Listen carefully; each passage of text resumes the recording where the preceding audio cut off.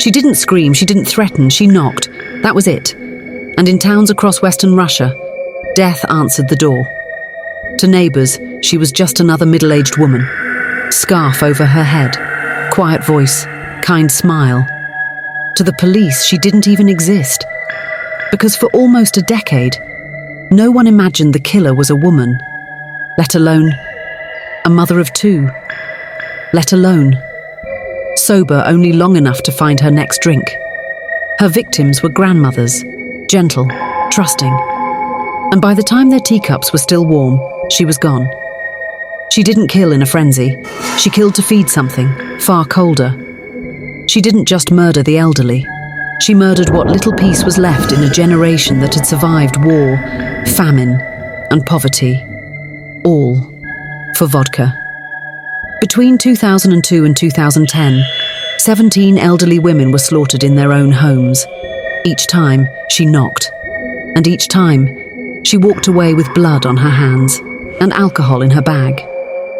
She wasn't called a serial killer at first. She was called a nobody. But Irina Gaidamachuk left behind a trail of bodies that would stun an entire nation. This is her story. And it begins with one simple question. What drives a woman to kill with a smile and still be welcomed in by the next one? To understand Irina Gaidamachuk, you have to start far from the blood-soaked crime scenes, in a forgotten corner of the Soviet Union, where poverty wasn't just a condition, it was a birthright. Irina was born in 1972, in Nyagan, a bleak industrial town in western Siberia. Not the kind of place you'd visit, not the kind of place anyone escapes. Her father, violent. Her mother, detached. By the age of 11, Irina wasn't attending school. She was stealing money, stealing cigarettes, drinking what she could find, and no one stopped her. Not because they didn't care, but because no one cared at all. When the Soviet Union collapsed in 1991, millions lost their savings, their jobs, their futures. Irina, she lost what little grip she had on sanity. By 18, she was a full-blown alcoholic. By 22, she was married with 2 children, but even in motherhood, she never put down the bottle.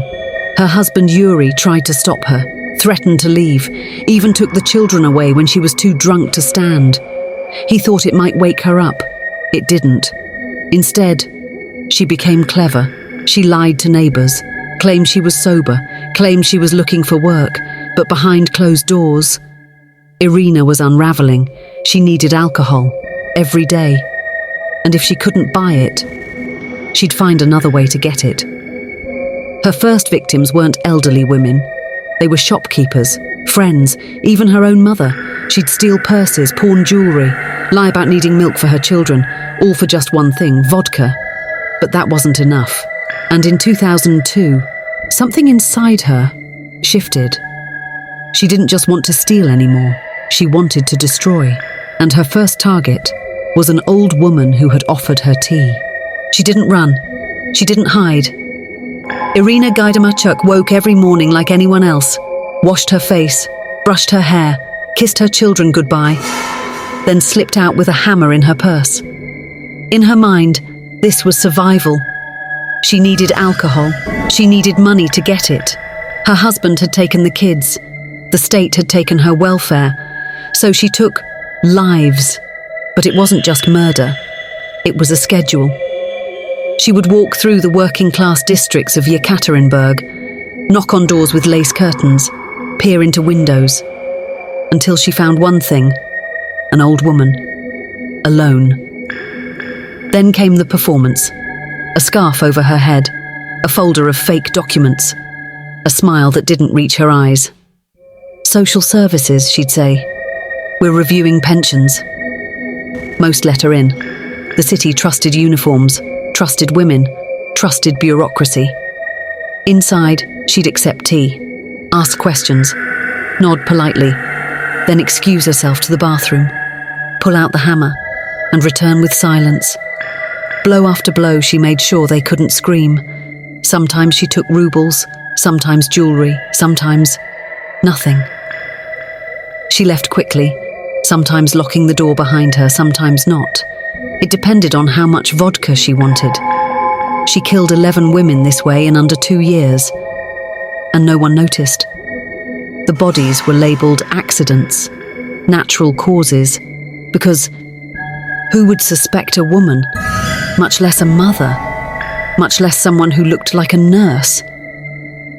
The press didn't catch on, the police barely glanced, and Irina? She went home, hugged her kids, cooked dinner, and did it again, over and over and over, until the tea tins started disappearing. It wasn't the bruises, it wasn't the broken furniture, it was tea tins. That's how it started. One family noticed it first. A grandmother who had never left her sugar jar half full, a missing wedding ring, a dent in the linoleum floor. But the body was still warm, and the door had been locked from the inside. So the coroner wrote down, heart failure. And the city moved on, until it happened again, and again. 11 women, all elderly, all living alone, all suddenly gone. And then the 12th, the one who survived. Her name? Tamara. 78. Frail, but alive. She remembered the woman's eyes, calm, but cold. She remembered the hammer, the way it seemed to appear out of nowhere. She had screamed, loud enough to make neighbours come running. Irina had fled, without her loot, without her calm. For the first time, she had left a witness, and now the police had to pay attention. Now, they had a pattern, and more importantly, they had a face. Tamara described everything: the fake social worker badge, the pleasant voice, the way she sipped tea slowly like she had nowhere else to be. A sketch was drawn, flyers were printed, patrols were increased, but Irina didn't stop. In fact, she got sloppier. The hammer wounds were rushed. One woman had defensive injuries, her hands shredded from trying to block the blows. Another had her head wrapped in a bloody towel, like Irina had tried to clean up mid-murder. And in one apartment, she forgot the scarf, she forgot the badge. She just knocked and walked in. Witnesses began describing her. Different names, same face. The quiet woman with empty eyes, the one who never asked for money, but always found it. The pattern was no longer invisible. It was written in blood, and Yekaterinburg was finally afraid. It took 13 women, 13 grandmothers, for the police to finally see it wasn't coincidence, it wasn't heart failure, it wasn't a string of bad luck, it was murder, cold, calculated, rehearsed. Irina Gaidamachuk wasn't hiding anymore. She was rushing, desperate, addicted to the money and the silence that followed the last breath. But when they finally brought her in, it wasn't for murder, it was for vagrancy. She was drunk, belligerent, and she had an ID that didn't belong to her. A forged badge, a name that didn't exist. But they still let her go. Why? Because the male officers in charge didn't believe a woman could do what she'd done, not with a hammer, not 12 times, so they released her. And that night, another woman died, bludgeoned, alone, in her kitchen, with a pot of tea still boiling. The neighbours heard nothing, until the smoke from the stove filled the hall. By then, it was too late. Again. What finally led to Irina's real arrest was not a confession. It wasn't a slip-up. It was the daughter of a victim. She found her mother's wedding ring in a pawn shop. The store had logged the seller's name, Irina Gaidamachuk. This time they couldn't ignore it. This time, they couldn't explain it away. They brought her in, searched her apartment, found old scarves, tools, gloves, and underneath her mattress, jewellery boxes, IDs, the ghosts of the women she said she was helping. Irina said nothing for the first 8 hours. She smiled, said she didn't understand, laughed when they showed her the photos, but when they brought in the surviving victim, Tamara, something changed. Tamara stared straight into her face, and Irina looked away. The detective leaned in and whispered, "We know. You can lie to us, but you can't lie to her." That's when Irina spoke. just one sentence. They were old, and I needed vodka. There it was. 17 words. And behind them, 17 murders.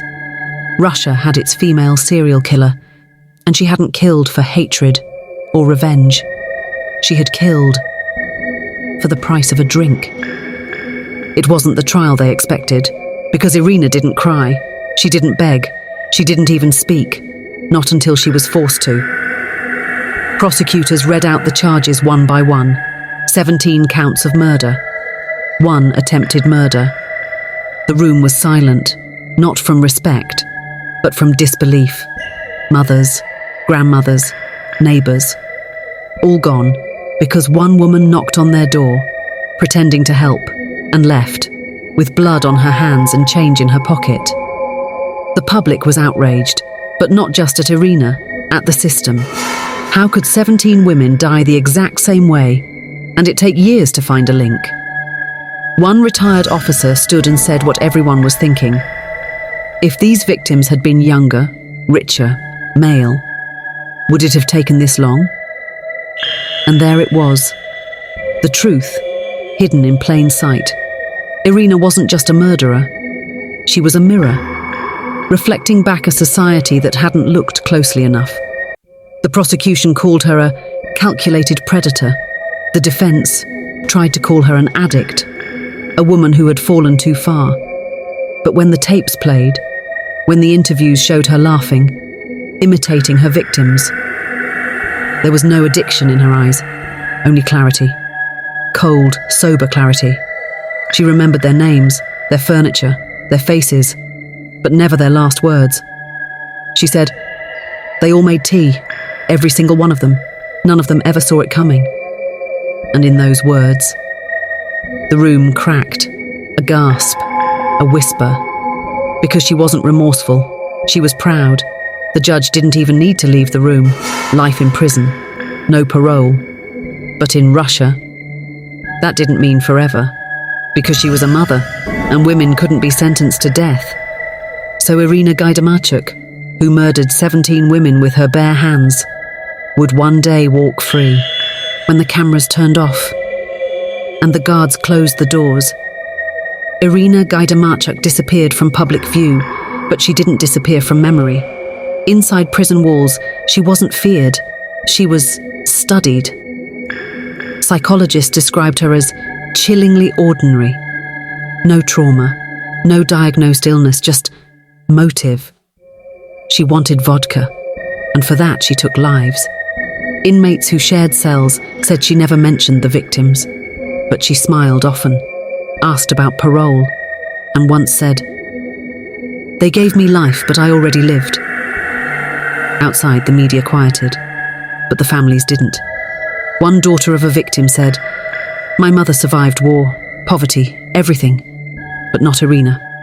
And still, no public apology came, no statement, no letter, just silence, the kind only guilt or pride could create. Investigators reopened cold cases, wondered if 17 was the real number, or if the truth was buried with the bodies no one knew to look for. One retired detective claimed, "There's no way she started at 51. But in a world obsessed with beginnings, we forget how easy it is to erase them." Behind bars, Irina kept to herself, refused interviews, refused therapy. But one prison guard said she hummed lullabies at night, same ones her victims' grandchildren might have heard. And the irony? Russia had no death penalty, no justice by execution, just waiting, 17 families, waiting for closure that never came. 17 women, all elderly, all alone, all trusting enough to open their doors. And in the end, that trust cost them everything. Irina Gaidamachuk wasn't the monster under the bed. She was the one who smiled at you on the street, who asked if you were okay, who knocked gently. And still, society missed her for nearly a decade. Not because she was smart, but because she didn't fit the narrative, because she wasn't supposed to exist. A female serial killer in Russia, killing pensioners for vodka. It didn't fit the script, so no one wrote it. But it happened. And today, her name is a whisper, a Wikipedia footnote, a cautionary tale mentioned in forensic textbooks. But those women, their names, you won't hear them, you won't remember them. And maybe that is the greatest injustice of all. Because in the end, Irina didn't just steal lives. She stole voices, she stole remembrance, and that's why we told this story. Because silence kills more than sound ever will. If this story disturbed you, if it made you think twice, then don't let it disappear. Share it, talk about it. Because behind every door, there's a history. And behind every face, a truth. This was the story of Irina Gaidamachuk. And this was Beyond Her Rage.